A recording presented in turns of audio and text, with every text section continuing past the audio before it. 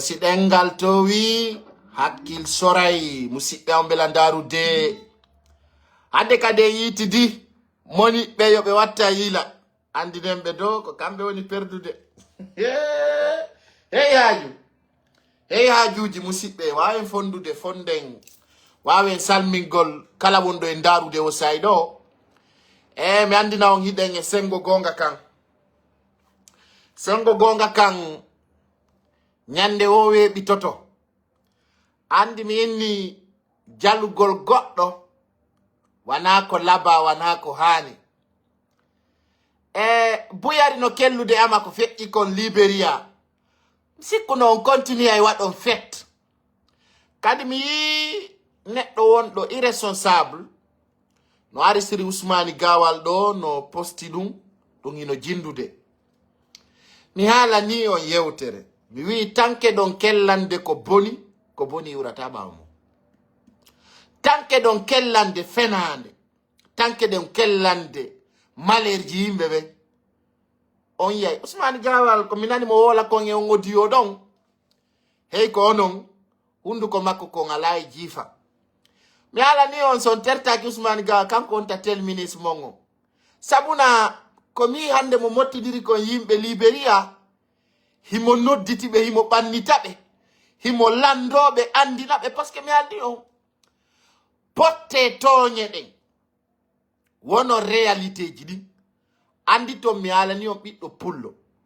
wata darto e haɓudugol e ɓiɗɗo pullo ha na hakkundeji men wallidire wata en fallidir sabuna mi haalani on tanke on tertaki jikku bongu ngun men wawata on accande ngun jikku mon bongu haray ɗum ko teddugale mo musidɗam belandarude si ɗum feƴƴi ko ñalli Conakry konko ko weli andingol jama on lagine ton haray patrona on ɗon andi ko ɗon marɓe jawle ɓen fof suudi andi mi haalani on sa nani lanɗo ma laamu ko piiji tati lamminta lanɗo ko marɓe jawdi ɓen wonduɓe yimɓe ɓen e marɓe doole ɓen ko ɓeɗo wawata lamminde lanɗo Allah waɗi hande patrona on fottuno ka palais du peuple ɓe waɗi yewtere ka tawata chef de cabinet on no ɗon ministre Djiba Diakité Amara Camara et tous les généraux de l'armée ko wonno alano ton wo ko général Mamadi Doumbouya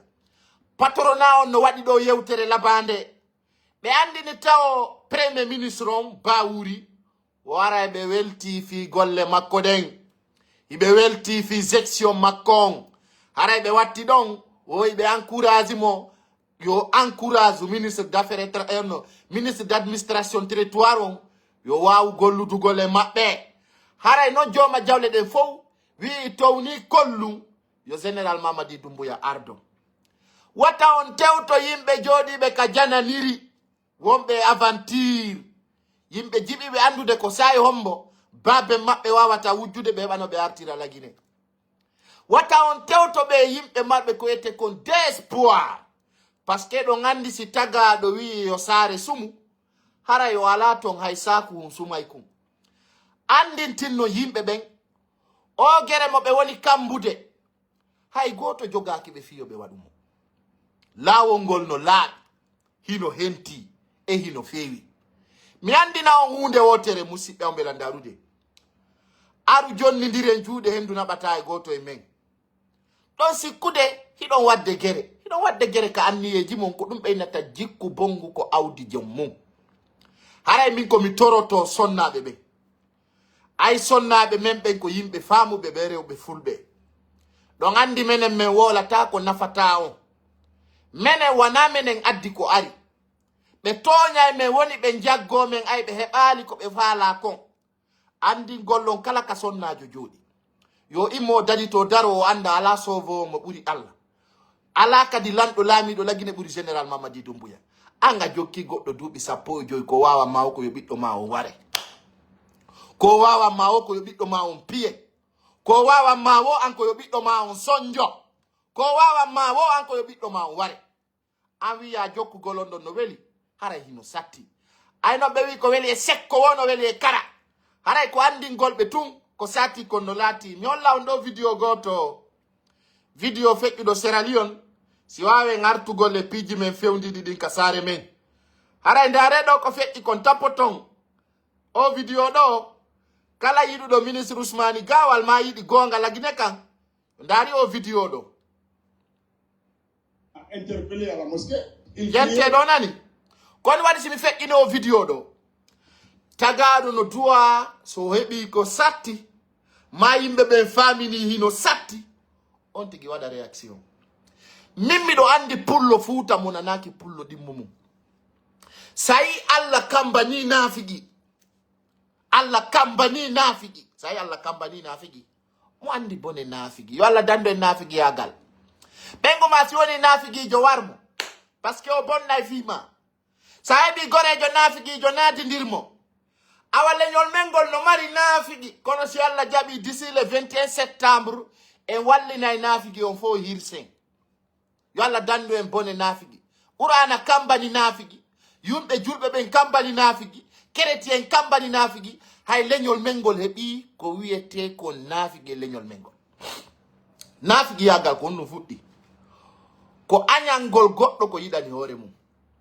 nafigi yagal ko no fuddi ko wowlugol fenande ara no reni ko fenande ko lorra buri e ko jokki kon en fo en aldi en fottiyande kadi en fala ka warede ka kaydo wonani kala mo wonana inno wonana en fo en aldi en fotti en wonana arna kede en fo en aldi en fotti hande kadi en fala ka piede en fo en aldi en fotti ko laamu ngu wonde dabbude wana laamu ngu woni en dabbude en fo en aldi en fotti hande kadi en jabata goddo waddindira en kala waddindira do en c'est sogiti ke mo ngitem hakkundeji men mosi be am fulbe mi ala buri mon ala mo mi wowla buri mon kadi ala kadi mo mi hollita ko fewndi buri on kono non mi ɓiɗɗo pullo gaynowo ha joni yeso modon mi wata darade ha ware ɗon mi dal mi tawi ɗum ko golle bonɗe na solution moƴƴo mi wi on wata on daru yewtoɓe nane yewtereji ɗin mi wi wana général Mamadi Doumbouya mari probléme ko ɓuri sattude ko ɓe falanoɓe yaade wonda e Alpha Condé o warunoɗo en ɓiɗɗo pullo ko ɗum duwa miijitade anda politicien ko jam fante miijitoɗa goɗɗo wara ɓiɗɗo ma duuɓi 10 ko anduɗa e ka anda piya mawɓe ma lanca wureje hibba ñiiri nene ma ala ko ɓe gerali halduɗen gaño men ɓalejon ko Alpha Condé menen foppu men waɗi combat tay men sustayade kadi pira men mimiɗo tawa e nodduɗo manifestation Dakar ɗo mi sikki kon dernier manifestation waɗi ɗo min lappi ka ambassade de balɗe ɗiɗi min lappi lobelisi lutta fillede hande kadi si min yi ɓen ɗon no ena wo ko politique yo mi yaw min jokkodira e Alpha Condé haray menen e ɓen ɗon kombo jam fi waraɓe ɓe joni noon komi faala andintinde jibinda wimi e awa watta towore ma nagge ko sendi bano adama e nagge ko paske anka ka suudu walata nayi ɗin kaka yaasi walata Allah no yaafi mum mutteji ɗi Allah yaafo en si ƴettita en hande sa yi ɓe wiya wata on ƴettu kaydiji resance ɗon wata on ɗaɓɓu kaydi nane golle ɓe wata o resance mi wawlanima gaño ma on ko wolowo ko nanata ko min hande ina wawi wonde candidat mi supporté on wawi wonde candidat mi supporté kono menen min wata wonde ayɓe mum hande ndare depuis men ari men jogodiri e général Mamadi Doumbouya ko wiwɗon kon alhamdulillahi rabbil alamina hari goɗɗo susta wolde ko faala ara ɓe yennima maw a susta wide ɗa faala goɗɗo ara ɓe yennima maw a sustata yaltude wiya ko ɗum faala ɗa haray woɓɓe sortike ɗa yiwana ɗum halduɗen politique on mo kala no wawi ƴettude ka faala wona leñol jeeyi min mi andintinino on ɗum mi wi on gaño men on wona général Mamadi Doumbouya ko général Mamadi Doumbouya jogi kon ɗe wawi hettude kono ɗum hettorali guere e Sonko ɗum ko yewtere engagement wawgol andugol ko honno yarete mbiyami joni o exemple min ni mo natali e aéroport wata ƴawde avion ka ɗum koko laaɓi noon a heɓata jawdi ha ɓuura lanɗo leydi ndin a heɓata doole ha ɓuura lanɗo leydi ndin kono tanke en pottinali ko wiyete kon sikkitare ɗum adda e sakkitare tapote e partager au maximum possible hande si wiwama ka jananiri ko enen ɓuuri yaltude enen ɓuuri wonde ka jananiri ene buri wonde Sénégal buri wonde Guinée Bissau buri wonde Sierra Leone kono se wattanal yila en haadi nay ƴiƴam men ɗan hakkunde jama on wattane yila fota mi wi on si Allah jaɓi men mayata ko faala ɗen ko waɗali awti kam mi wi on général Mamadi Doumbouya ko mo pita woɓɓe faala no yeddude e faala on tun andingol musidɓe on ɓe landarude gere ñamata wuɗo yaako ɓeɓe on ɗon dogande yiɗa on ɓe yiɗata on ɓe faala ka fi mum mi halana on ɗo wonno opposant jo pullo wosi ko leñal makko ngol tun votani mo wo laamotako ɓe sikkuɗon no wonani on ɓe wonana on ɓe faalaka fimon ko haaju maɓɓe ɓe jokki wallahi mo addi deftere mi woniray ɓe haɓɓi toto ɓe yewtiday e président Mamadi Doumbouya ɗon andi général Mamadi Doumbouya à la connaissance des causes yewtam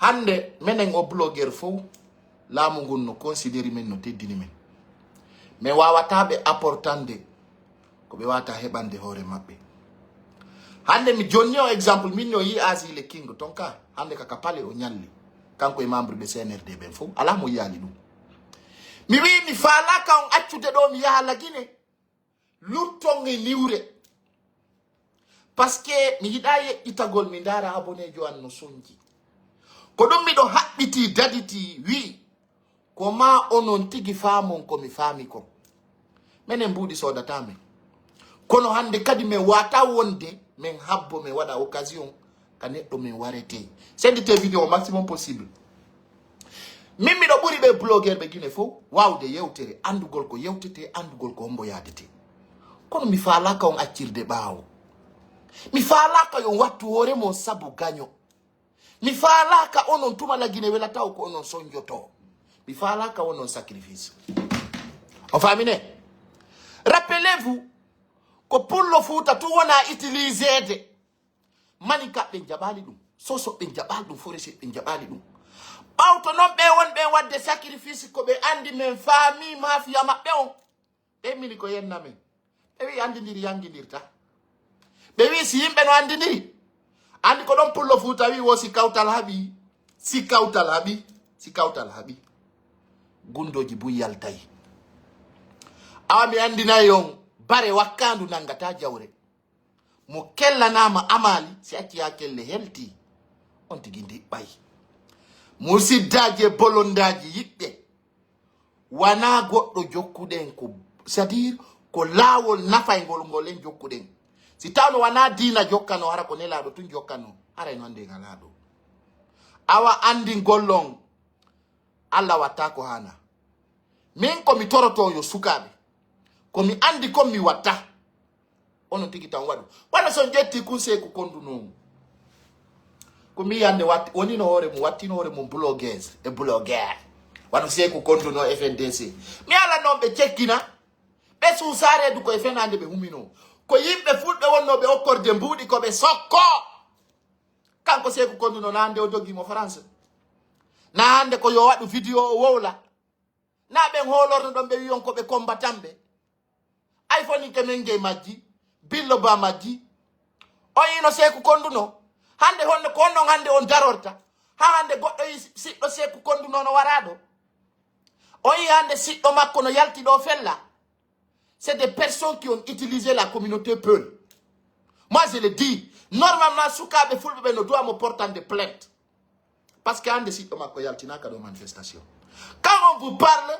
de la démocratie e fenay woni parce que ko kamɓe woni ote yo ɓiɓɓe fulɓe ɓe ware moi je rappelle e wiwno ñande goo kala wonɗo sabu fiyo pullo Fouta ware on tigi ƴakkay poɗɗe mum ɗen on ne l'avait dit wiwɗe ɓe wonɓe sabu kossiyoni fi en tooñe ware ɗe ñande goo ɓe dogay leydi wiwɗe ɓe fof jam fiɓe en par ce que ɓe wolanali on ko feƴƴi kom ɓe famintinino ɗo ɓe faala laamu ɓuri Doumbouya mayi ɓe faala laamu mi nanayno oya no wiya ɗo mi nanayno fonike men nge no wiya o ko kamɓe waɗi coup d'état on c'est FNDC qui a fait le coup d'état awa andi kono woni o ganda fewdo ɗo ni Jani Alpha no négociide fiyargol CNRD source claire mare o vidéo a nani o wiya pay kusare wolanno mare o vidéo min ni Jani Alpha ni himo négocie de fiyargol CNRD.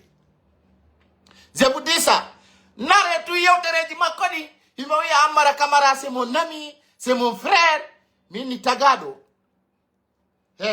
wattane yila min janfota ko e kadi mi fenanta o min ni Jani Alpha fewɗo ɗo ni himo négocie gol tout c'est à dire andi kon ɓurtalankirɗude ko ndemiɗo yiya hiɓe famintinno kamɓe ɓe woni honnête ɓe ala yadude CNRD hara ko fenande. Moi je sais ce que je vous parle ici. Nyande gore kadi mare o vidéo ɗo mandi to ɗon je vous dis mare vidéo matto ɗo mindi Jani Alpha rappeur jo Alpha Midiaw o waɗi c'est-à-dire accord ji makko ɗi fop signama few premier accord makko je l'ai dit ici andi tagaɗo doit assumer faut assumer milla yiɗi neɗɗo ti assume la position quand tu es dedans tu dis tu es dedans hino ɗo buy hiɓe CNRD ono on anda Jani Alpha premier acte makko o supprime kala ko waɗi c'est-à-dire il a refusé de se rappeler, c'est-à-dire on va dire semblant que ça ne va pas, après il a délité tout sur sa page. Je vous dirais que nyande go wetay yon pay ko sare wolno dum. Andora simi hali ko fi yoretenu. Imoto nye nyande go wetay do kadi no wi pay ko sare hala nanno. Jani Alpha nane tu yotere makonde sur les Guinée.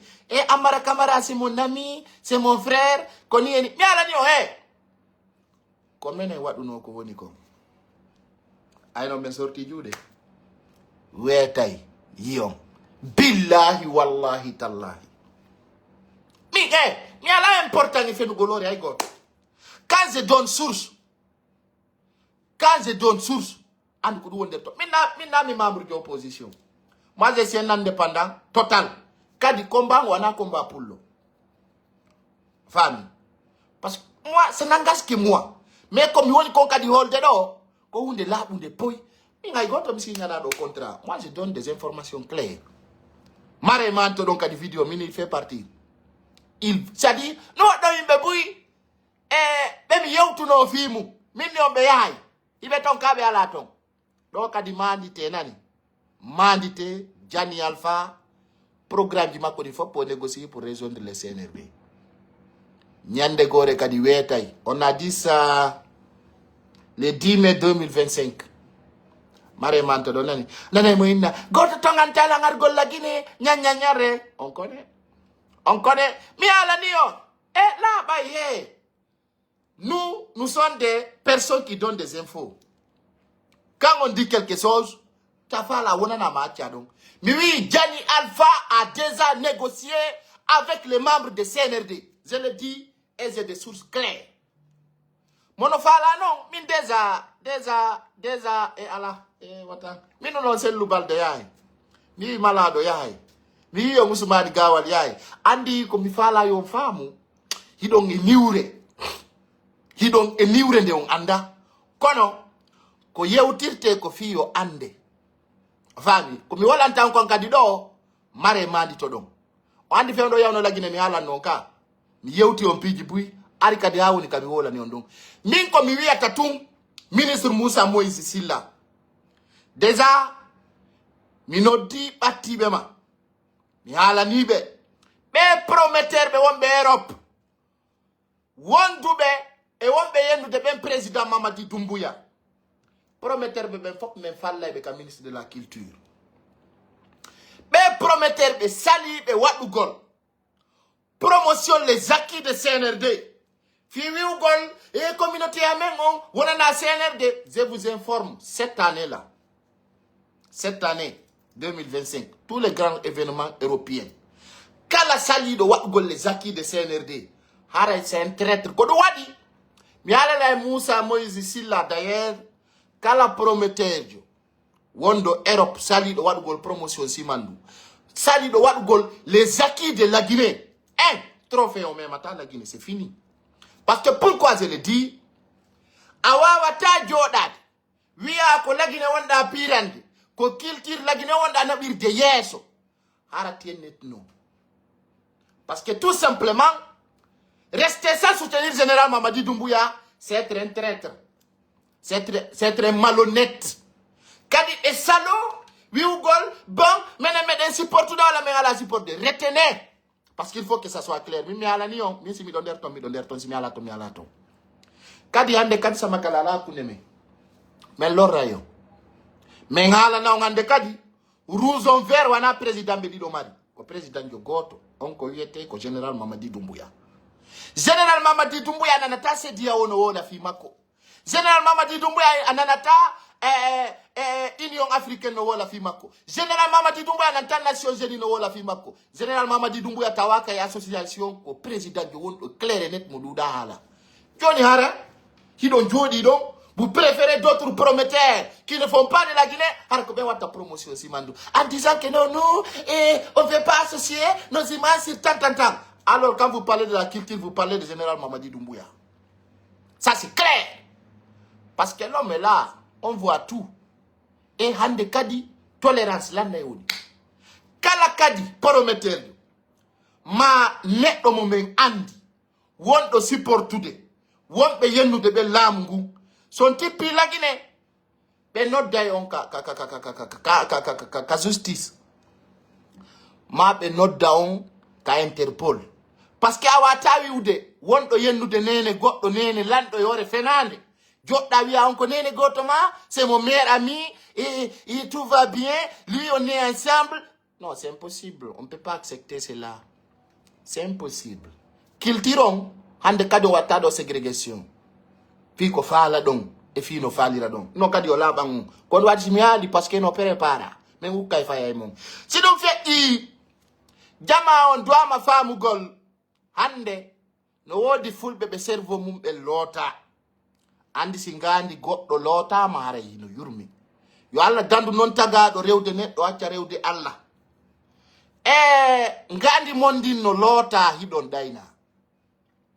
Ko be dayniri on ko wi gollon ko manin kalami be ida on be fenaniyo nano woniri be beppu hande EFDZ ko manin ka be ngelo woni to ko manin ka be ngelo woni EFDZ hino fode usu fofana ka on ko sosojo hino ko lo mudi yansane hi be maninka mi ala naon watane yila edi jokku don din fala holude on video do ndaromo o video Ousmane Gawal do video mardo expérience au Guinée bébé doit watande ila o video. Tout à l'heure il y a un jeune qui m'a interpellé à la mosquée. Il criait, je dis viens parler, il est venu à côté de moi. Malheureusement les gens parlaient trop haut, donc personne n'a entendu ce qu'il a dit. Il dit monsieur Gawal vous m'avez trahi. Andi ngala niyo watane yila andi o réseaux sociaux jama doit ma femme golande kadi piji bui penal le ngacca e marsugol opposition on doit ma sanjugol edité do ko Gawal yewti kom non de hagiga nané do labi poy écoutez attentivement. Il est là. Voilà. Voilà, il est là. Donc on va lui donner la parole. Il m'a dit vous m'avez trahi. Il a dit à Liouba, je sais pas, Billo, qui encore Fodike. Alors, maintenant, il y a une question. Après, on va lui donner la parole, il va parler. Ça veut dire quoi? Écoutez. Ça veut dire quand les Guinéens viennent ici, même si tu n'aimes pas Ousmane Gawal, tu peux lui parler. On n'a pas besoin de se battre, ni de s'insulter. Il va dire ce qu'il veut, on va l'entendre. Moi, je vais répondre ce que je peux. Et puis, on va continuer, c'est notre pays.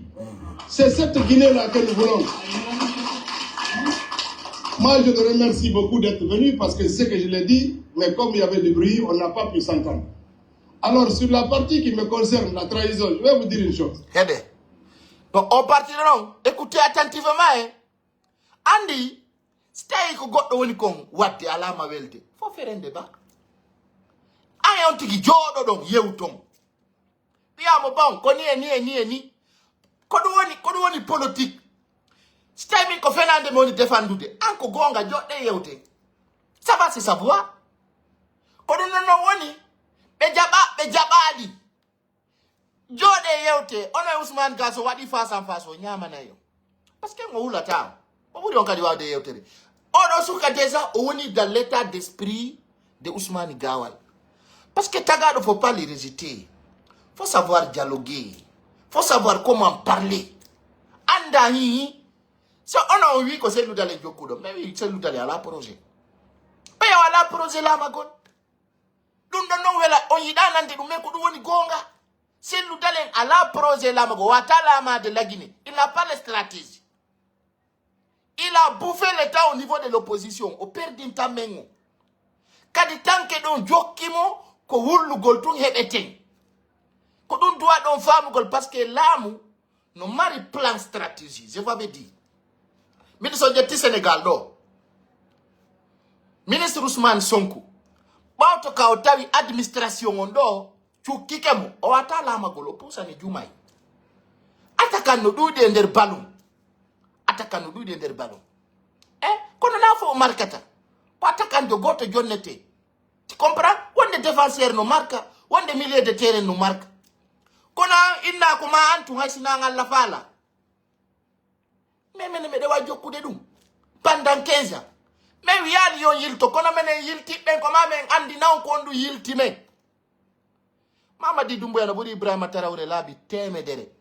Mo buri mo gandal, buri mo duubi, buri mo relation, buri mo susere redu, buri mo wade gollude. Na ko yeton kon ka video ji nani atti pom Burkina mano do mo be Burkina be ala na yo. Menen Afrique do me yali lando militaire de Bourdo général Mamadi Doumbouya. Dun don c'est hors de question. Mais ce que vous devez comprendre, wade ka hakille mo sellu dale mo jokku dongon ko gonga be wiyon ko Allah lamminta kono Allah lamminali mo. Ono wadi ko aw donc wadi droit citoyen. La habitati don vote en. Ene men combattre à ses côtés. Mais ngini mo fait attendre le 1er janvier 2025 mais nara men tourni pas on. Mais créer mag Mamadou Djoulde Ba, Baba Alimou et tout le monde on a communiqué là-dessus. Et oui, action, wawama, wade no haniri. Les acquis de CNRD, mais wadi fouta fautif général Mamadi Doumbouya. Récit 100%. John kono fala donc. Mais me wata inu de ande ko golle nyol me woni bata nade. Men taro me hiya yimbe no ware. Hara me den andi caution wonbe wadde dumbe, men jodo me fanka. Ça c'est impossible. Parce que ça ni da défendre des radios, ma da défendre des bano adama. Comment anda c'est quel moment que tu les défends? Mais si tawi ono on huli tagado souci Allah. Hara woni nafigi. Kono woni conviction. Conviction ko conviction nafo wana conviction lorowo. Wiuden enen leñol pullongol ndari ko woni en wardi. Ko fi on ngande don dogi do fatti Côte d'Ivoire, ma Sénégal, ma Gambie, ma Libéria, ma Sierra Leone, ma Guinée-Bissau. Ça me fait mal. Lorsque je vais dans un endroit dans les pays Afrique de l'Ouest, je trouve des Guinéens assis sans vision. Et j'imagine aujourd'hui, quand ces Guinéens-là rentrent en Guinée, ils accompagnent les acquis de CNRD pendant 2 ans, il y aura un changement. Lorsque je vis, mes Guinéens ne font pas les radios de Sénégal, ça fait mal. Et je trouve que 95% c'est de ma communauté. Ça fait mal. Est-ce quelque chose de réel? Andite mo kala hota ikajeira terte politique wawon artugol kamo nyande go se ngebi fedde ngebi dole tawi institution ji ngebi dole e la moto koni be rado rien se kuture na se kuture radiye ko ene radi hore men babirabe memben be jabata doftagol lamu hande e fala no yenno gol commerçant be bendo mindi so yenni do joma jawdi men so fina yo. Mais watabe jabande dum awa andite so hebi siga Ousmane Gawal wado politique siga dum do accompagner neddo susay asusay wi de ko dum do fala da kono no susay wi dai do fala lamu avec la violation be darna e kasoji bibbe mon buy soké. Ça c'est clair. Aro yai do haro susta manifestagol nyol la ndo piji buy di général Aminata yewti do fiore sans seconde parce que des balles de fomi do yewde kono de Ousmane Gawal au parti do très important édité au parti. Moi, je le remercie beaucoup d'être venu parce qu'il veut. On va l'entendre. Moi, je vais répondre ce que je peux. Et puis, on va continuer. C'est notre pays. C'est cette Guinée-là que nous voulons. Moi, je le remercie beaucoup d'être venu parce que c'est ce que je l'ai dit, mais comme il y avait du bruit, on n'a pas pu s'entendre. Alors, sur la partie qui me concerne, la trahison, je vais vous dire une chose. Je ne sais pas si vous voulez que je vous donne le micro, comme ça vous parlez, ou si je peux répondre. Ok, s'il vous plaît. Donc, comme il autorise que je réponde, je vais dire. Sur la partie trahison, je pense qu'il dit ça par rapport à l'UFDG. Je vais répondre ceci, attendez. Quand le président Sellou venait à l'UFDG, ça faisait 20 ans que j'étais militant du parti UFDG. On a dit mi parti de commune tol nimo ka parti abetou fi telendomo. Je vais dire ça en pula. Quand il venait à l'UFDG en 2007, ça faisait 20 ans que j'étais militant de l'UFDG. Donc c'est moi qui l'ai reçu, c'est pas lui qui m'a reçu. Hein. J'étais diplômé, j'avais quasiment fini de faire mes enfants. Je travaillais depuis plus de 17 ans. Tout ce que je dis, j'ai pas appris avec lui. Même si on est resté de très bons collaborateurs pendant le temps qu'on a collaboré. Après, je suis arrivé à un moment où j'estime que je peux faire mieux que lui. Il estime que je peux pas, il n'y a pas de problème. Mais ça, c'est la compétition. Il m'a demandé l'affaire de Aliouba. Aliouba a dit des propos sur le président de la République. Le procureur a estimé qu'il a manqué du respect. Mais ça, c'est entre Aliouba et le procureur de la justice. Moi, je ne suis pas juge. Moi, je ne juge pas Aliouba. Je souhaite que le juge le pardonne et qu'il retrouve sa place. C'est ça. Mais ce n'est pas moi le juge, ce n'est pas moi qui l'ai accusé. Il a dit quelque chose. Le juge lui demande des comptes que le procureur de la République a estimé. C'est-à-dire, pour le Fouta, on doit andu de politique ko théorie. Na hunde, ndana da orema no doit adu de hen entre maïsi oma. Onon tigi, don sikude, don wawi yiltu golgot do ba au général Mamadi Doumbouya. On va t'adou. Parce qu'on andi, Jama, on doit ma faire attirer la note de golf, s'il vous plaît. Avant de m'appeler, laissez-moi des messages. Rappelez-vous quelque chose. Dans notre pays, précis, on a un problème politique mardi. On a un problème de leadership. Parce que Mingande, Sondari, moi, il y a beaucoup d'influenceurs. Mais si mi taille influencement on a fait mi pousse en théâtre. Ah ta ronda dongangal mi to nata. Parce que savoir-faire no manque ni leñol mengol. Kadi andite wana leñol lamo to pays. Ça c'est quelque chose de clair. Leñol wawata lama de pays. Aina ruwa yo woni lagini c'est un pays laïque. On anda isaria lady. Andon ko onno yarete. Kadi be wata accude wadon kala ko faala don laamu gonna wawi applique de loi ji be faala e hore ma si tawi welal ko ndabi ko wadgol ko an heɓata stratégie heɓa plan anda ko lawol ngol wadata hande to wiide don toña konno ngolli preuve don toña pulo futa wi mi naati mi memali ko mi natali ɓuri golluɓe ɓen fof ka gouvernement lansana Conté est ce que mi wujji ton ka wujji ton Alpha Condé falano do lamu on lansana Conté nodduno mo yobe gollu do yo gollata kanko e lansana Conté si dande den tajama ferama kanko e lansana Conté be wondata be watta golle be yadata si tawi no ono leader be mon be sorti ke yay golli di e lansana Conté régime lansana Conté on wi hi be do meden girriti ko kambe wonno ka transport ko kambe wonno ka primature ande si saria nangi bawuri o atande ona le premier ministre si saria nangi Ousmane Gawal o atande ona le ministre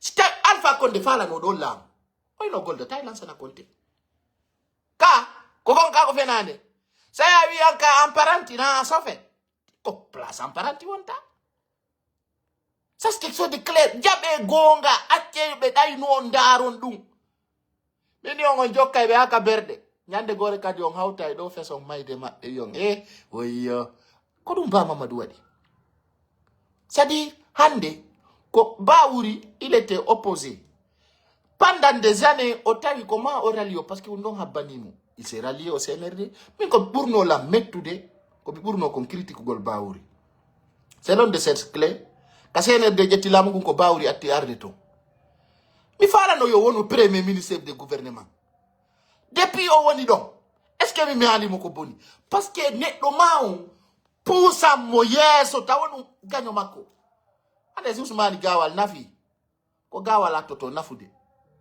ka o wallito o wada na piji ko sukabe Gawal atoto andude Bawuri si nafi o nafay pita kono président Mamadi Doumbouya si kanko ko lagine fop kala ko wadirali be nay do wadali parce que kanko lagine fo la mani Bawuri no way iude, Ousmane Gawal no way iude. C'est ça, quand le président on l'outaille parce que quand on jokiti vision, quand on jokiti poumon, awa andite be tonya ye woni. Jango do way nande do ine de Bawuri tama premier ministre. O wada ma nokugo. Wobe wada no ma premier ministre be yayino. Bernango mu yayino. Mohamed Biavogi yayino. Bawuri jango do way yawde, Ousmane Gawal do way yawde. Kono wata on jabu kere gol hen ka hen ala. Ilandondo. Sidi Suleiman Ndiaye yande on to woni. Le procureur de temps d'Alpha Condé. Mais kono on wati dore mon fetube. Ben wara no be don fo condamna kono Sidi Suleiman Ndiaye wawi mum. Faut siri absolument.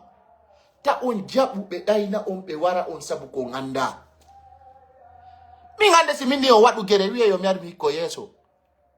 C'est ça qui est plus important. Ta en jabu be senda e ni be wadi fo compte jibuy. Be fala yennindiro. Mi nge mabbe me yennindirta. Ko nongen sokkay be mone ay gonga ka wolten kando hino satti. Mi bere wi rewe tedden foppu fitu ni ngolinde ande. Alla wadi tay mi torotako. Mi torotako goddo. Mi fenata yore goddo. Mi woli dindo kadi foppu mi do asimi. Mi tonyata. Hajo ngalaye ku goddo ji. Je m'en fous de tout ça. Mais ce qui reste clair, kala wadando la welta mo na limona nakimo. Kono si gonga kan yewti wolen ka hakundeji men. President Mamadi Doumbouya. Si neti ke woni ka fala don goto wareta la Guinée. Goto pietake. Kono non o wawa tayal tude o dabba. O sonjo, o bito. Fiyo la Guinée yaru yeso, goto yalta bonna du via ko yo signine jale mintigi mi wata dum. Dun donc gonga makko. O atarde o dabba gudron. O dabba labi. O dabba na station di wadire. O dabba ponji. An suto da ka suti da o awalo e salon bapama. Ma kauma. Ma ala hay situation. Arawiya bonna ido lamu jalana ma. Dun ko fenande. C'est impossible. Si adarni do sudu goddo sunni do ala anangay mo sida wawi ka. Gonga ka fenande. Me alirene gonga en certain moment. On fa la ka mon bonne kon don fa la ka yimbe be yo bonu. On ko ngombe. Reconnaissez le 5 septembre, Général Mamadi Doumbouya. Oje tiore mako wada ni sadaka leidi ndi. Parce que Alpha Condé no wawo no nangudemo. On andano ko no yaltayno. Mimi do weltanimo parce que ender duubi tati din o wakilike moja. O pom bambeto ko no wajarari adum bonne. La Guinée gollata fu be to kala ko golla ko be bonu. 95 population ko yimbe puy be ala golle. Ça ne marche pas comme ça. Faut watiore mon politicien. Imbe fobe. Ila mungu walali me. Ko la mutun developata lady. Kono woni ka koemo. Ono kono walande secteur privé jidi. Hande dalen do mi do kumpital ka wiete don dalen. Ibe toro SOS be wadi numéro ji fi hebu golla butane dalen ça c'est honte. Mi yo alla danda won go leader jo. Tawaka central. Jawdi ko mi hebi kon arabe wombe don ko lando tobe SOS fi yo be wallite be bala butane. Mi olla ndo ko kumpital mi fami awadi commentaire ko wattata kon do ti suspended ma page ay mi dabito itama ka mi ala ni on sitay ko mi watta ko wela taon kite ka paza mi ala ni on ko nafa ka wulete wana hala kan je vais montrer ça vous allez voir ko kumpital mi dundo ndare do nani mi olla on jango vous allez voir ça avec vos propres yeux kumpital mi lorsque j'ai vu ça c'est tellement déplorable no yesini habe mi olla ndo yo bindi di mi ala important to nyugol goddo ma fenu gol ma wolu gol ko wona o yi hino kumpital en kagnotino ya ndaro be wi urgence consistant d'un poste de centre de santé pour Bambé Dalen sauvons de vie dare hakun mal dare hino do no windi kumpital partage tata be ala nawre mabbe labtane al nawre mabbe centre de santé. Comment vous trouvez ça? Mon frère, ça bi famille ma o nyamali na famille mbebe nyamata ko wadi sibe wi mo defali nyami defata yeya jama wata ila alla na dani do ko alla buri ngandude ko nafa kawulete nani Mimi hala niyo mini kelle jokkata fure acca jomba. Kona no tondo bewiya. La mo General Mamadi Doumbouya yani. Foko fenande wule fale nara. Nung ala tagi la mo General Mamadi Doumbouya no darti. Mono huti yo testu ndara. General Mamadi Doumbouya olaba ni on poi. Mina ne do beno ina mede ngabi anyande General Mamadi Doumbouya woni candidat. Mimi hala ni on General Mamadi Doumbouya ko candidat. Don nana pula ka nanta. Mamadi Doumbouya men subike mo fila ma golleydi ndi duyo si fusom ala fusom bokata kadiri nga absolument yo nene piono do yurma mi wi General Mamadi Doumbouya ko candidat le pagayer là les pagailleurs qui essaient de faire la pagaille en Guinée, ça ne marche pas. Mais les ngabi hanyande Doumbouya wi ko candidat est-ce que c'est clair? Ina mebe na yo onu candidat oron ka onde candidat on fait tout.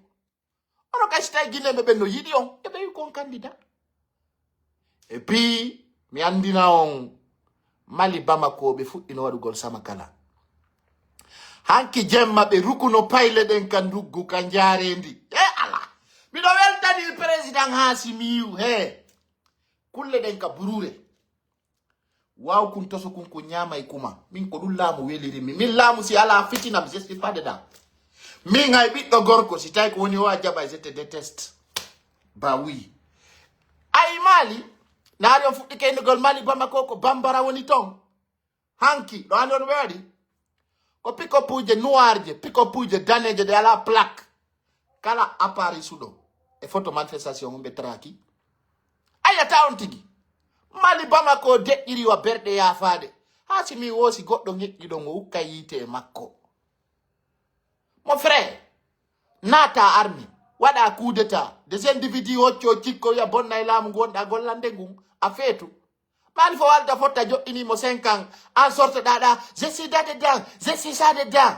Si tu n'es pas dedans, tu vas lire l'air. Ay ben nanga be dombe watata wano donc, ano ko buri yurmude. Malienje boy na to kuteli, wobe no natir de Burkina, andi non, lae on ka ko sahelo. Ewi kala ko Malienjo nanga ender Mali ya Burkina Niger foko yo artine Niger beppine ya jamandiam. Donc ko hunde labande. Awa si General Mamadi Doumbouya no fala wada election si mo fala wacha don. Taun jabang yinko ifufa la fu e bonna Lady Mending. Lady Mending hebi lawol. Hebi ko yete kon sibasman. Hebi fondation. E hebi lando visionnaire do yito pepulong. Yidi jama yidan lendi butu. Yoni fala do wadu manifestation kona kirindara. 6 mois de prison on dungo ko buri fande ko ngi tarifu jidin non. Parce que là ni ala ko ala fen ala ko ala tel ministre. Yimbe be ronkani on ko fala dondon. Yimbe be ronkani on do Yimbe be ronkani on konko miji dondon. Joda gol mottindira pay ko yoko yaw ko e ware. Harondo jodi ka juudi mo ma darano Sénégal do be no France.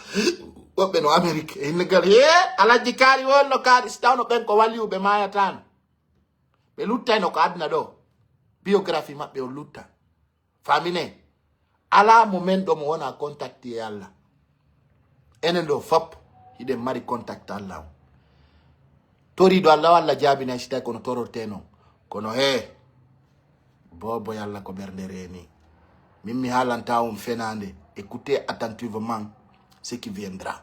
Vous allez comprendre. Johnny Kadi, ministre Ousmane Gawal, vite fait la fête et puis de très important, il y a des vidéos mengo. Ko wono do quelques minutes tout parler, ko une de 30 minutes ara yimbe gono ina dun no fandi, kadi fanda, kadi mi andi naon. Habi fata ko ande 10 mai imo France. Au Joie France, le 10 mai. Ça ils font balle de joie le 7 juin. Donc haray ko andu gol jamaam Amadou Badiane wonu son de CNRD jusqu'à la mort.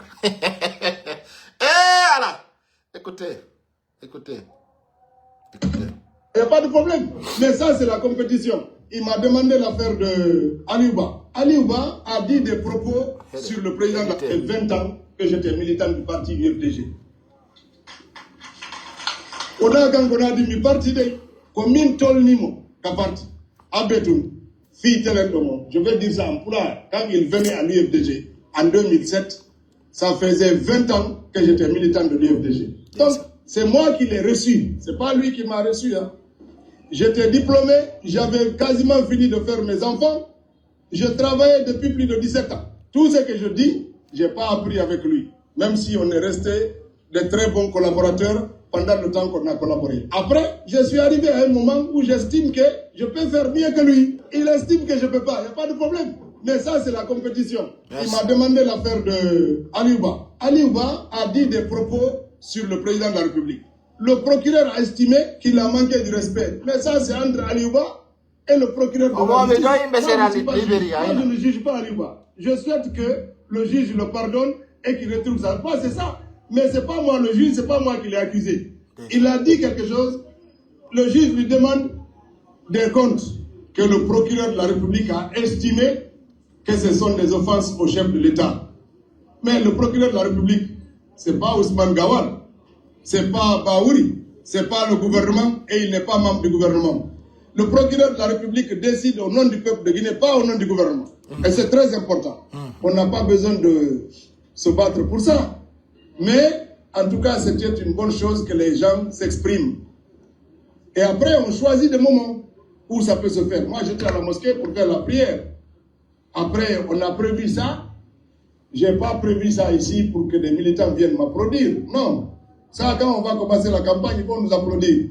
J'espère qu'il y a parmi vous des jeunes qui croient qu'ils sont plus forts et plus importants que Ousmane Gawal et qu'ils vont me bousculer pour prendre la place que je veux demain. C'est ce que je vous souhaite.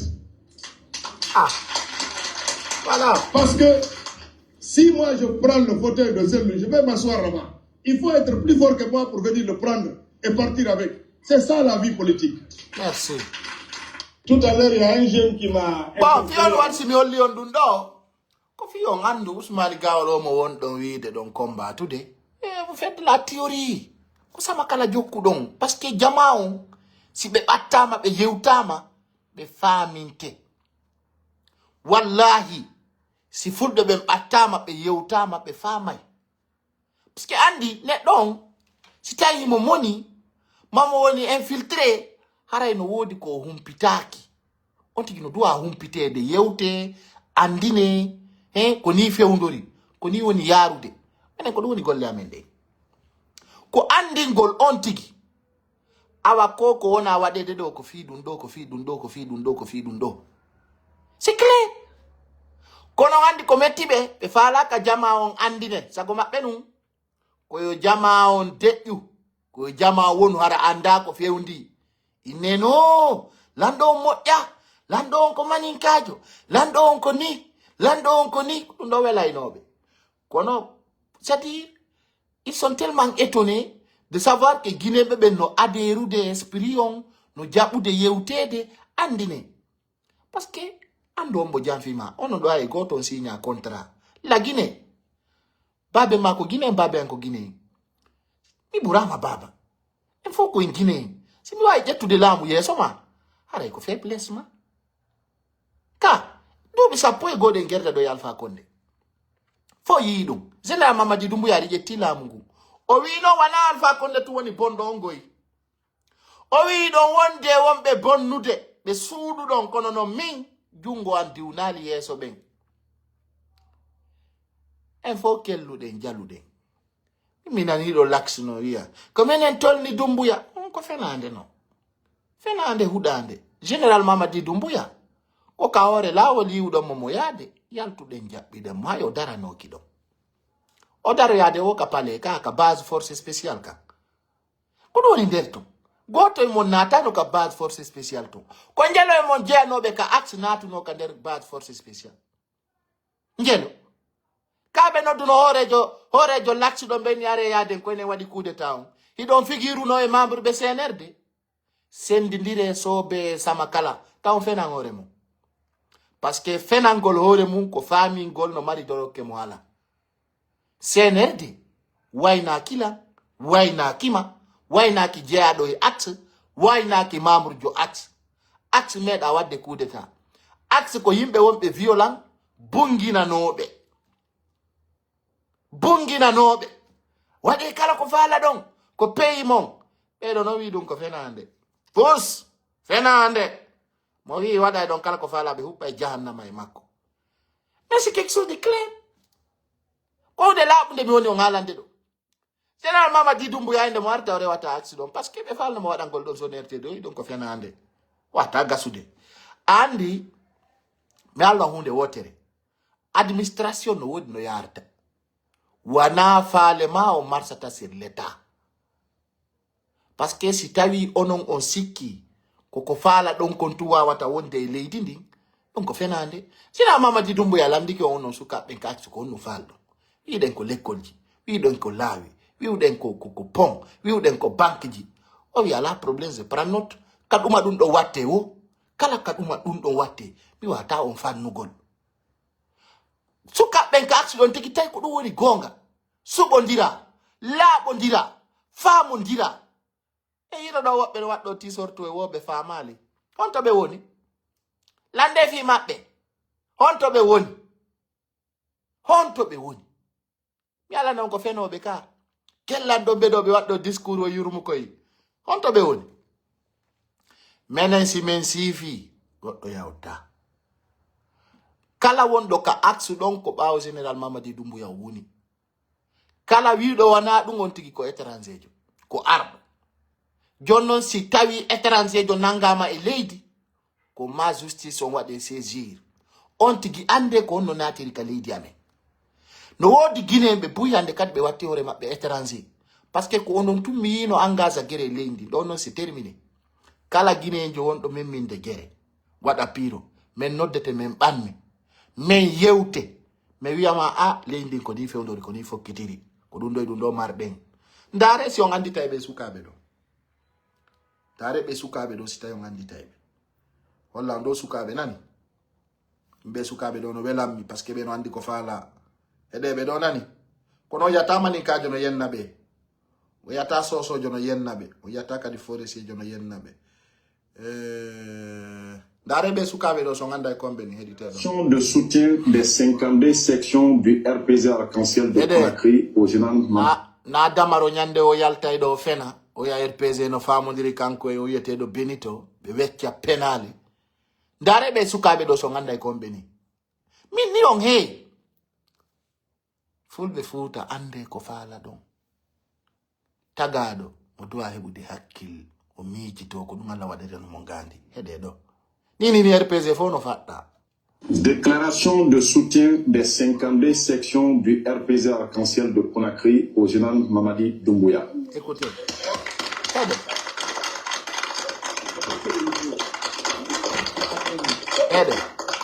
Camarades militantes, militants et sympathisants de la grande famille politique du RPG Arc-en-Ciel.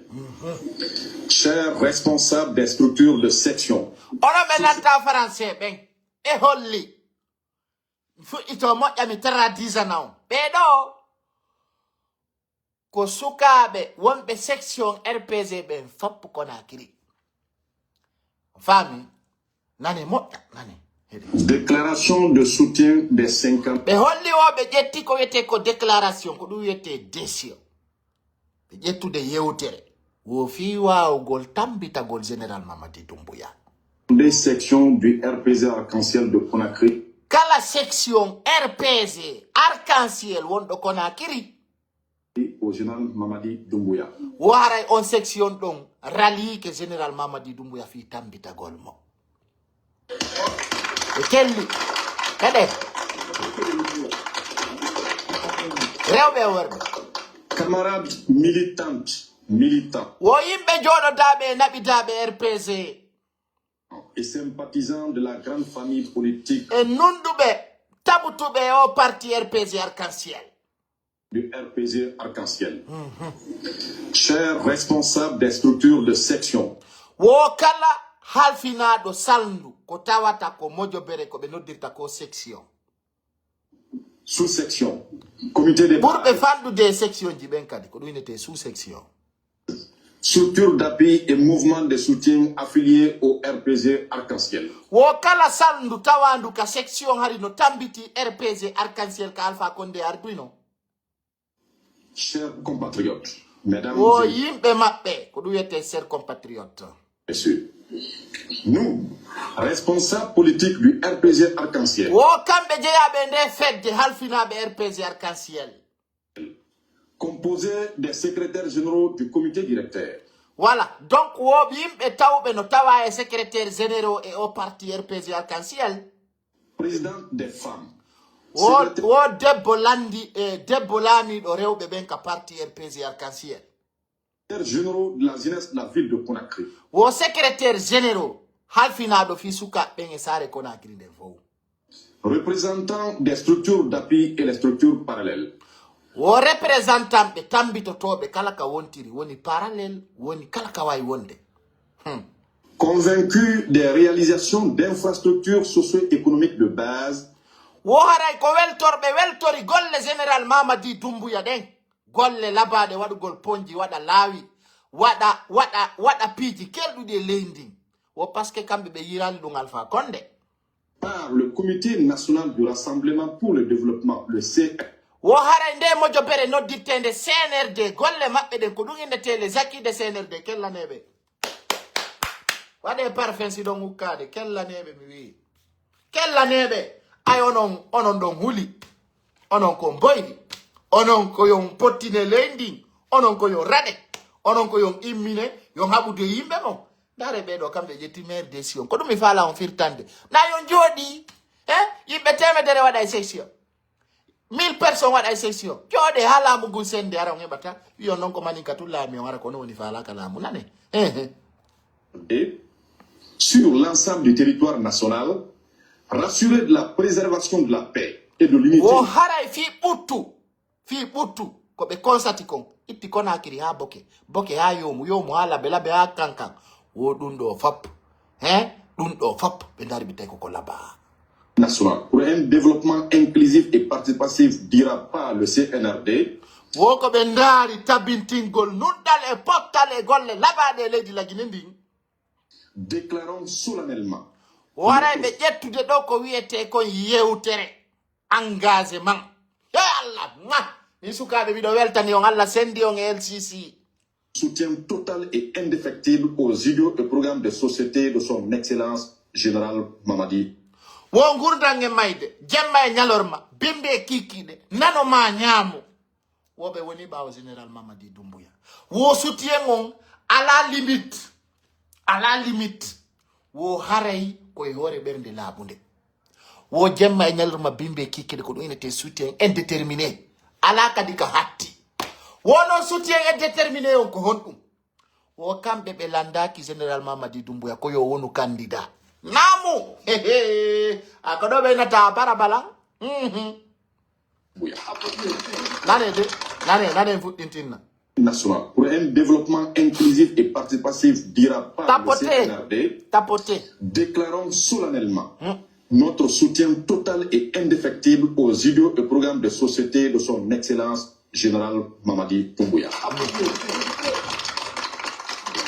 Président de la République, président du CNRD, chef d'État, chef suprême des armées. Nous, responsables politiques du RPG Arc-en-Ciel à la base, conscients des réformes engagées par le CNRD depuis le lendemain du 5 septembre 2021 jusqu'à nos jours, avec des résultats tangibles dans tous les secteurs clés de développement, déclarons à l'opinion publique nationale et internationale notre soutien et notre accompagnement à la candidature du général Mamadi Doumbouya. RPG Arc-en-Ciel.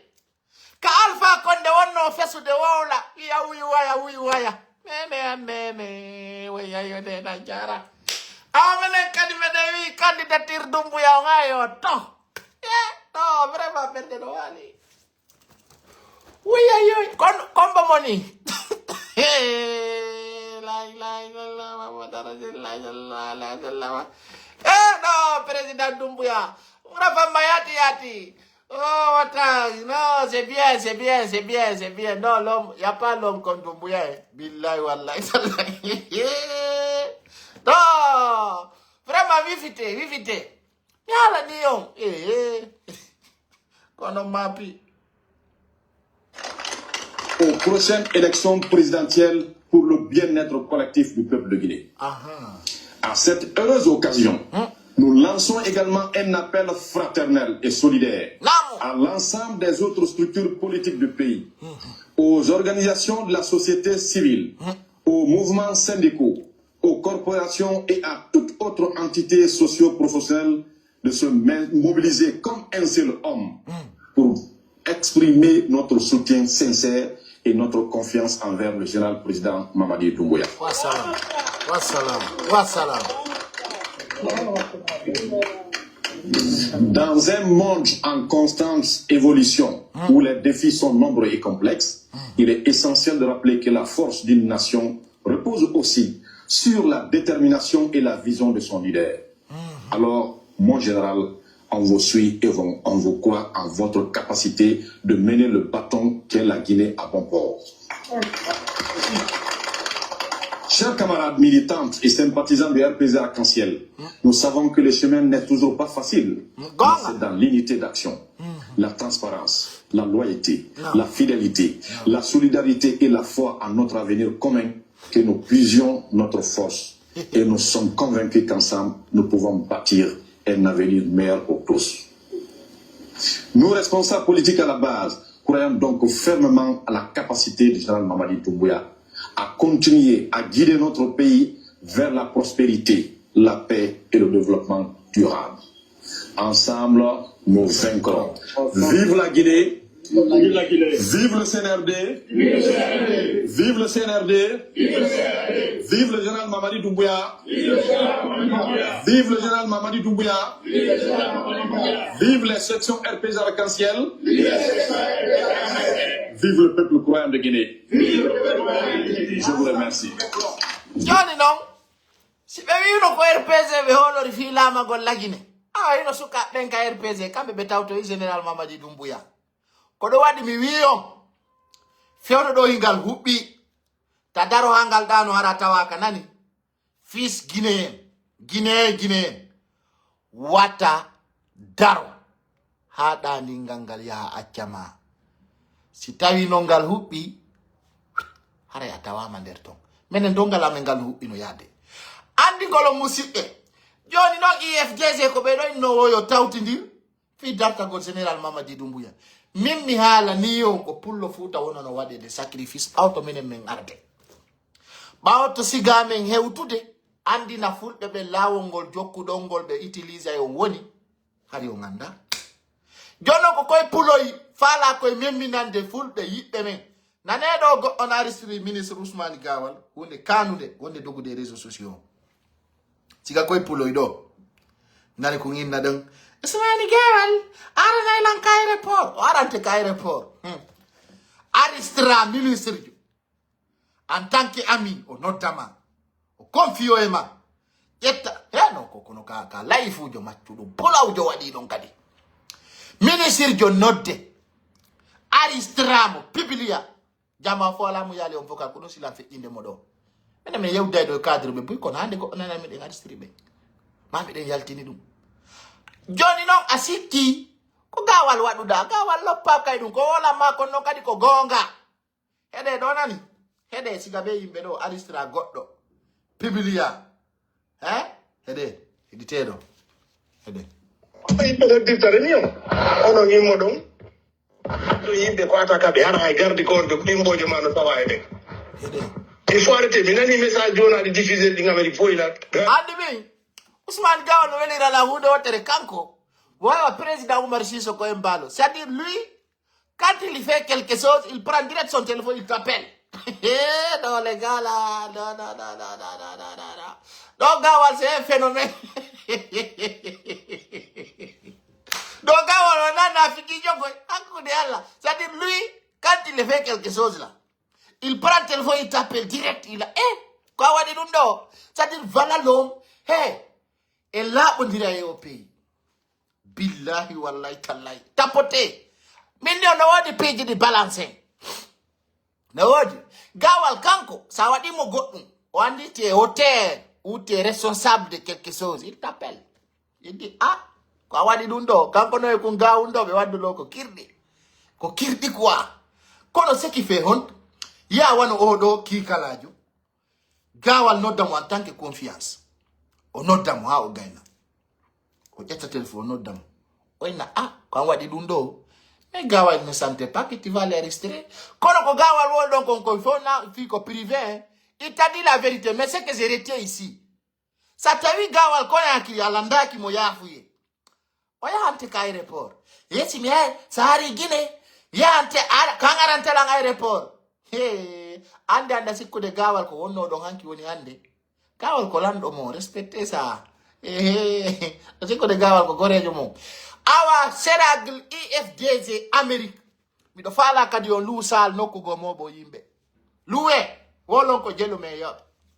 Luwe mobo jama kele me benwa on interdit zugol. Goto wata interdit de personne. Amerique ore mu kala si boto ko fala. Amerique na wabe no subi Obama, wabe subi gotogo, wabe subi Donald Trump, wabe subi gotogo kono woni du. Anda wa interdit de go tawad ko fala kono woni nene amen, ka kono woni ben amen. Undo foko fi mede di général Mamadi Doumbouya ngay nani. Payon ça va mal tourner.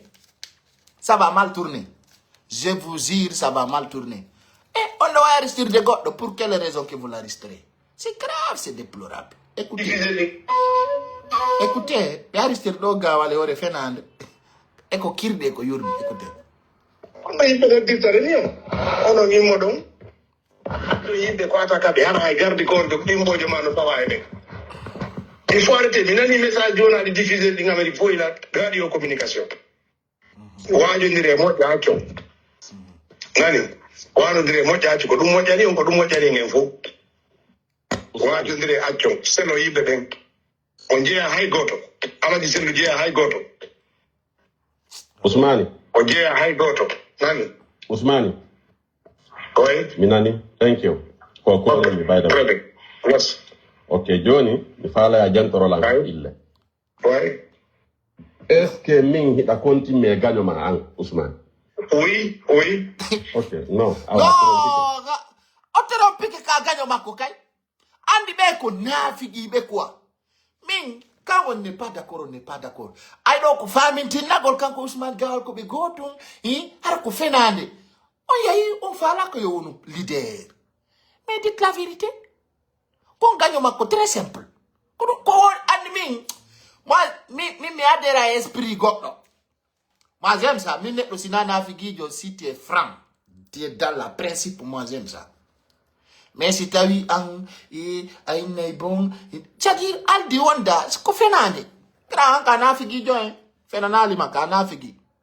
Donc, vrai, on a eu des terrains. On a eu un modon. Il y a des garde corps de Kimbo de Mano Pavaï. Il faut arrêter. Il y a des messages on a diffusé dans l'Amérique pour la radio communication. Waju ndire moja acho. Nani? Wanu ndire moja acho. Kodu moja ni ngefu. Waju ndire acho. Seno yibe ben. Onjea high goto. Ama disendu jea high goto. Usmani. Onjea high goto. Nani? Usmani. Go ahead. Minani. Thank you for calling me by the way. Yes. Okay, Johnny. Ifala ya jantoro lang ille. Why? Est-ce que min hita konti me ganyo ma ang Usman? Oui. Okay, no. Awa trompike. Pedro Mbaki, parce que mirandi ko wanu na ko biye ka Jules de Bronx. Jaba idon do. Mirandi ko wanu na ko biye ka Jules de Bronx. Minatani mteluma. Okay, d'accord. Wini. Kono, andi simi jenti kono, aske jentu dala minute. Oui, min sa konti lan ko mi ganyo ma. Ousmane andu to ko waddu no den kon kam McDonald 28 teme par carbone. Oui. Nde wiu dalan atu créer na mouvement soutien gorko suusa debbo holo min Ousmane habbo. Fewdo do gasata. Alaji sellu fewdo do ko mawdo mi. Tay hawdi. Sen hawdi ay be siga be do trompi le nyongol. Parce que ko gasata. Ousmane Gawal boy ko fala bambu tude. Hado we ba lawol. Kono, ça va se savoir tôt ou tard. Ousmane Gawal na sabu président Mamadi Doumbouya fe o andino président Cellou Dalein gaynata. O andino du nebi. C'est-à-dire c'est quand tu écoutes, tu vas savoir ça. Ousmane Gawal andino be do gaynata boyi boti. Menen ko du won me fama li law. Vai ngono wala na bendo fiko McDonald's fotta. fewdo do gasata. Alaji sellu fewdo do ko mawdo mi. Yormi. ta en hawju se en hawji en ukkoyto tarika min mi mara aucun leader fewndo ɗo e adna ngon ɗo taw ton kam fewndi ɗo ko mi haalanma ko mi suuɗalma mi yalɗama mi ala leader goɗɗo gol sina alaji sello pour l'instant ñande mi falaka est-ce que min ɗum no tam non habbo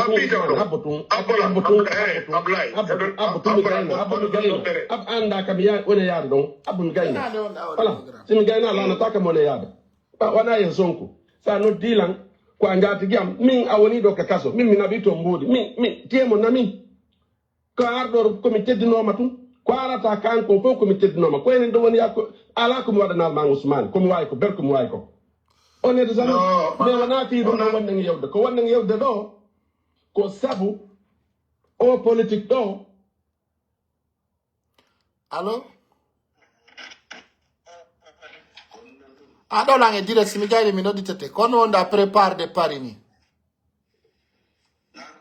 mini ɗo lange direct hande ko concert men on paris kono woni ko préparanda famɓe ma ɓen simi gayde mi noddete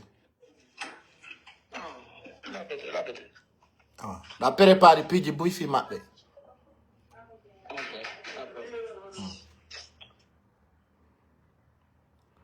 abi fata kono paris o politique ɗo o fof komi teddinoma ko enen ɗo woni ala komi waɗanalma Ousmane komi wawi ko ɗum min mi falaka ñamude hay ka goto min mi falaka yo goto waɗanan fi yo wolutu nani on mo artiri Ousmane Gawal mo ina ɗum Ousmane Gawal ala komi waɗanalima keɗo ka woni ɓengu makko no waɗi ka waɗanalimo no waɗi ka waɗanalimo c'est-à-dire puloy gono ton ko hersinay goɗɗo quoi min ko ɗum mi yiɗa yaade ka yimɓe naafijiɓe mi simi ari e pays mi yahay ka hôtel ji mi wona mi yahata hay ka goto par ce que woɓɓe ko waɗirantama naafiɓe yiɗuma de fi escoro yagal fi fenande fi wule fale nara min non ko mi mari ko mi handina o musidɗa on belandarude somo sodu yonde a ñamete ay sika koye puloy ko ɓe bondigol leñol men wigol alaji sello ko mawɗo men yesen laamu ala mawɗo nani Mamadi Dumbuya ko mawɗo mum nangi wiyeteɗo Alpha Condé haɓɓimo ha o yoori kan ƴawnimo yotowa ngal ala kilim buyli ɓawo feƴƴi ministre Ousmane Gawal ƴettu parti on ka yaltoy wo min miɗo wonani ɗum par ce que ayi onon ay siga mon lorri jama on andon ko bemma artuɗa tan Sékou Touré kay ko ni ba Mamadou ko ni ɓe falnomo warude awta o gañta wiye ka tigi mi ronkani on pullo mo laamota ko o pottoto hey ko onon wattane yila tertede penale mon mawɗo si ronki ko yo fowto ko ɗum mayni dumbuya ko suka ko kanko ɓen jokkata par ce que onon si yimɓe ɓen jokki on ɓe lornoto on wonay sabu piiji bona an ko honno heɓirta kilo wawgol aristirgol Ousmane Gawal fiyon wonanda ɗum hara na yurmede ala Ousmane Gawal no wawa portande plainte e Amérique o portanama plainte ɓe naɓama ɓe sokoya par ce que koko waɗɗa ɗo wona ko laba an e goɗɗo conversation privée sa aristiri sans l'autorisation de la personne mo wawma portude plainte leydi ndi wonda o kono mbawta ka tawi ko siga général Mamadi Doumbouya laami lanɗo moƴƴuɗo lanɗo kelɗuɗo sina ɗum asile kengo wata filmude Ammara Camara ka sina hara ko yimɓe yurmeteɓe ɗum ɗo fof ko hollugol on tun piiji ɗin ko piiji ɗin ko piiji mo laamoto muññoto ɗo woni nder ton kono an ko sa laami kay wi kala ko ƴawma a hon kay walir leer ko enen ɗo woni ala komi waɗanalma Ousmane komi wawi ko ber komi wawi ko fenay on est jamais mais wona fi ɗum ɗo wonɗen yewde ko wonɗen yewde ɗo ko sabu o politique ɗo min ko ɗo alaji sellu hollidiri en New Jersey ko adduɗon ɗo 2011 o e noddimi o noddi tapi o inni joganelan jogite Ousmane Gawal ko minnirawa ko ɗon mi jogi ka yiddoɗen ɗon nde ñande ha wetango janggo ko ɗon mi jogi joni si tawi woni ari ɗo probléme waɗi si tawi woni mi yii probléme o wona e amen iwri probléme on koye ma an iwri si tawi probléme on problème mo ngiwri an jeno wona mi ala andi ko watto non andi ko watto Ablaye ministre Ousmane Gawal ta yewtude sigatɗe o ko vrai boyri ni oɗo c'est-à-dire ben wa inda wonta ministre lando noddama no mama inna ya lamu ko lamu da ata est-ce que be ko nen ma ka be babema c'est-à-dire nous on dit quand tu vois comment ces gens-là réfléchissent ça fait mal même si kono ko lamu on da ude c'est-à-dire no IFDG ko sika be cadre be do madara be fokkita cadre o hene o yurbi nda paje un problème un problème da batago o c'est le docteur Yokan la batago de makka andi ko Allah tagien fo ko Allah je tagien makko hay e goto wawata wonde dow goddo ko Allah lando hoddira makko ko do yahata si Allah no hoddira ma Allah subhanahu wa ta'ala Abdullah écoute-moi mingo sa ero tako mi danna telefono parce que minno duma no ali sera daro to mi ala ouais ok ko ya jabu no ali sera ero daro mi ala no ko sa jabal mi hala ok no allez donne la vérité écoute-moi ok mimi yeto ma unde wotere mi wana kari kamiyar mo wadangol mimi andi ando jude mi ngala jiselu hay final am mami. Merci beaucoup. No, gawal lo ay yewtere wattere be kullu la ilaha illallah wa muhammadur rasulullah sallallahu alaihi wasallam. No, mi disir jero feti. No, holla on ko fudata si setta. Tere ben kullu. Écoutez attentivement. Écoutez, Ousmane Gale andana don arresté. Écoutez. Ko Allah lando hoddira makko ko do yahata. Écoutez. Si Allah no hoddira ma Allah subhanahu wa ta'ala. Abdullah. Écoute-moi. Mingo sa ero tako mi danna telefono parce que minno duma. No. Ali sera daro to mi ala. Voilà. Ouais, ok, ko ya jabu. No.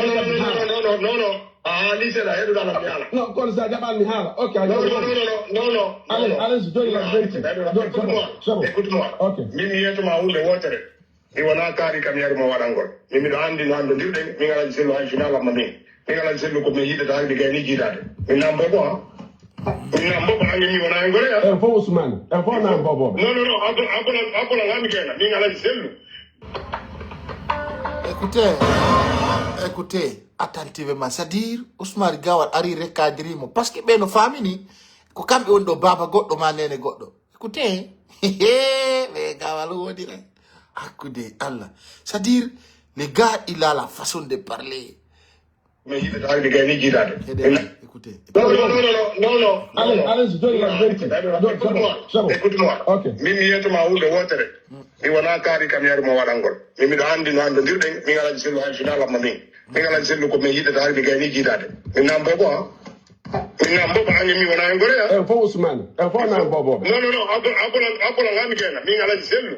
Comme inni si da vala ibne ko leader ko anga ala leader do kana do sina problème mais ça me dérange pas on bonna ta ajo mi na ma fusemi ko do minga di sibini mi ngala di selu wona kan ko fuli lam politique wona kan ko dadi lam politique wona kan ko leader jangara non mi dakini ke mi do wayi ko wawa ta mi selamu mi jokala wala don do ka bonu de ma ala problème parce que mimi attends Ousmane sa kéré hande parti Allah le seedi OK kéré hande parti ko fait tout kéré ko c'est Loudalen créé IFDZ.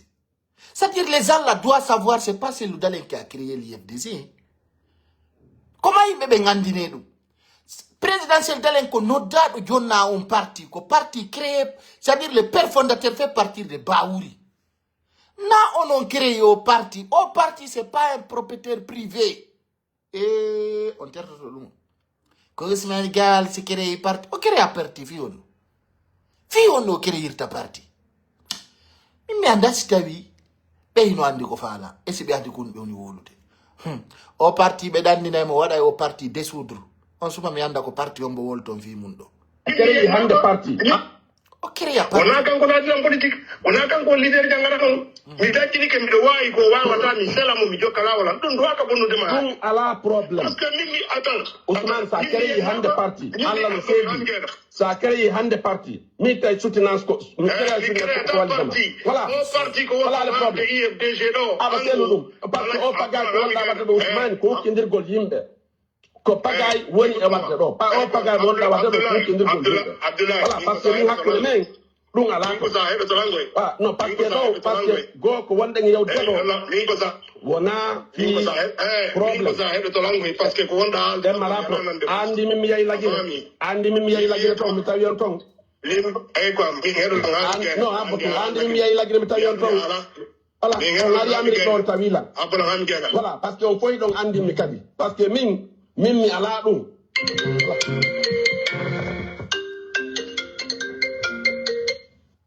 dula mi nga hedo mi hala min ko no awa sa ha se hala en ha ayo tay mi yewta kono na ya yewtu antum ha mi yewta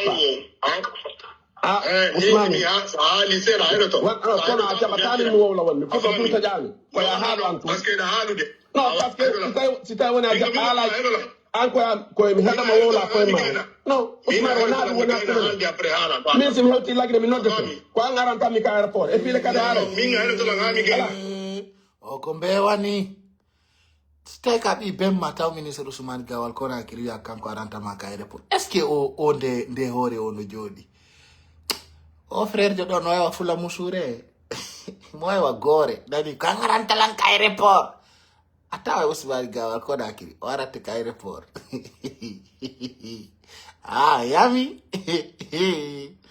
yalla jonni te hore ma arna fi no mayra parce que angon sikitung angandi mandi ndi tabita c'est-à-dire awadi adna hutike ma buyon da mbewa kangarante lan ka aéroport o arante ya ko nakiri va te chercher à l'aéroport jufulum yaay lagre ko mi hada ma wowla ko ma no Usmane wona min sim hewti lagre mi nodde ko an aranta mi ka aéroport et puis le kada ara min nga hedo to la mi gela mi yaay lagre mi hewti lagre ko an Usmane mi nodde ara jabbadani voilà le problème non ko mi ala tama sa wi ma gonga mawda men no lagina meden ton ko ton men jaako ton men iwri si mi hewti lagina hande ko ammi notta arana mi ka aéroport man ja quoi on woni dum e wata may ko dita onon e Ousmane Gawal on geray huway on duggu huway on duggu mi hala ni on koko kireyden do Amerique dum lorray on naday on e problème parce que hande kati goto colonisateur do pullo na fulbe be fo wonta baaw présidentiel ludale kadi on etata problème politique mon on wadon e leñol pullo Fouta c'est impossible c'est inacceptable pour nous les Guinéens c'est clair pour vous ko wadi identoro ministre d'administration territoire RPZ IFDZ IFR di parti du di dissoudre. C'est la meilleure solution pour la nation guinéenne. Ko dum do tum wadata tranquillité leydi ndi be ala militant be wuli hunduko be asima da min quand même je supporte beaucoup les acquis de CNRD billahi wallahi tallahi parce que jama on doit ma famille de ande kadi fenande de lumbinta stratégie on doit ma famille de yo no yi ko benda kon fo be fala ka Ousmane Gawal ko fenande ko wule fale nara ko be fami nan tan kon do fo Ousmane Gawal wela tabe kambe no natirni ma no yaltirini o andi no fo ko fenande wana gonga wana no woniri andi ngolom musibbe an wombe la darude rappelez-vous wadana do yewtere général Aminata ayno lutti do 6 minutes ko ay to jentagol général Aminata no waddo yewtere jama on no do wattango yile mo hedite do Fita be yobe yaltube recensement on a fi voter dento recensement on fi andu hande ko citoyen ko déjà ko citoyen kono do ngandi be no voyage de wobbe voyage ay tawa hala passeport di ma be wadi no ni nebi hande be fala di change de faire ala extra hede moƴƴa ko général Aminata yewti ko nan hedite yobe yal to be recensement fita be yobe yal to be recensement on a fi voté dentro recensement on fi un douane ko citoyen ko déjà ko citoyen ko ne do ngandi be ben voyage de wobbe voyage ay tawa hala passeport di ma be wadi no ni nebi hande be fala di change de faire ala extrait de naissance kadi ala hande fo mi do andi c'est facile no webi hebu gol extrait de naissance di donc o yimbe be yal to ya be recenso fi yo be hebu kaidi di moji innaidi ko be citoyen parce que hande ido ngandi kaidi di wala di den fo aran no satisfeda hande no sitawi en fo en hebi way wo nani hande kadi lagine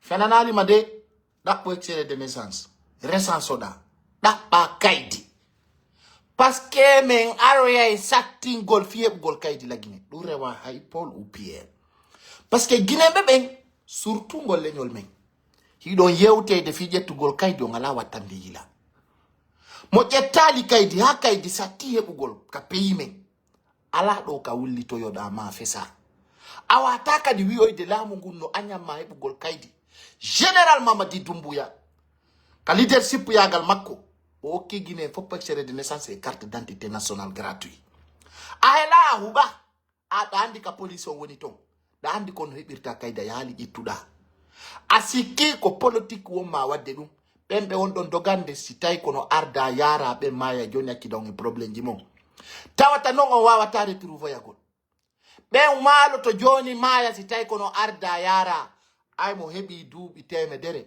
haray on tigi wata huwodirede na noon fisi mo heɓi ko ɓuri ɗum andigol ma watta yila e ko wona wowlede sendidir haajuma e ko wona haajuma andite fi ko passeport américain jogi ɗon si tawi ko Guinée wurɗon ɗum waɗali on américain pare que si ko français ma sénégalais ma giso Guinée Bissau mo kala ɗo no andi identité goɗɗo mo kala no andi ko mboni oya na fiɗa jogiti kaydi leydi adi aɗa no dilanda me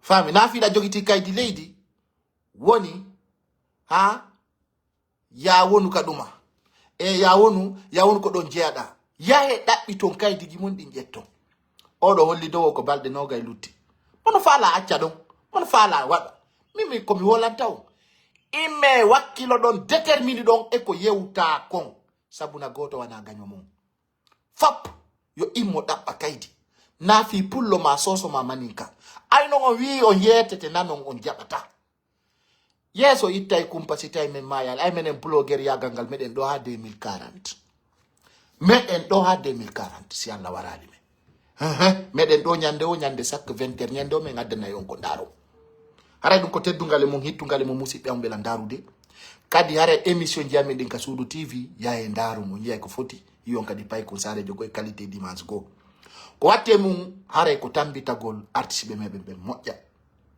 fi culture teddine respecting inshallah haray men annonce sorti officiel album Habi Fatako munyal yangay langon do ande wadi album munyalon recite njano wadi golle labade wadi piji labadi wadi sala jabi men aray wadangolon annonce fi album Habi Fatako bon buyno réclame de mo Amérique mais des mari tournée américaine moment doit football peut-être 3 dates di mi aroita annonce goldo o yaay Canada kono fiondoni mais des mari yaltingol album on ko titre yangay lam et album on pidi buy golla may makko album wado de gros collaboration aussi et ko tawata artiste be jaabe lagine be jaaka lagine wawa collaborer gol album on donc arek non kadi ko teddungal le mom e inshallah andi don andi o joie Paris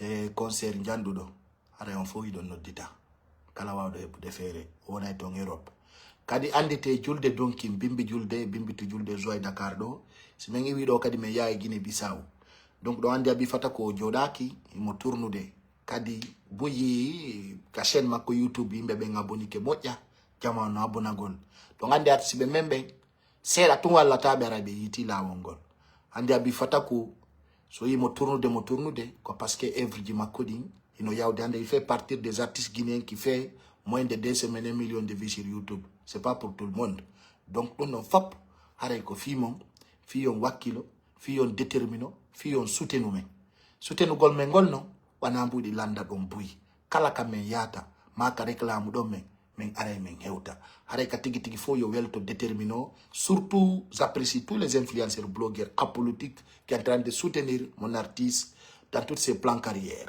donc kala wonɓe wadde poste ji wonɓe wadde challenge ji wonɓe wadde fo haray fo no weltana partout là vous êtes donc haray ko ɗum mi faala o andetide musidɓe am beela darude wassalam yo allahu o reno on danda on tana e kasara e albalaw ciao ciao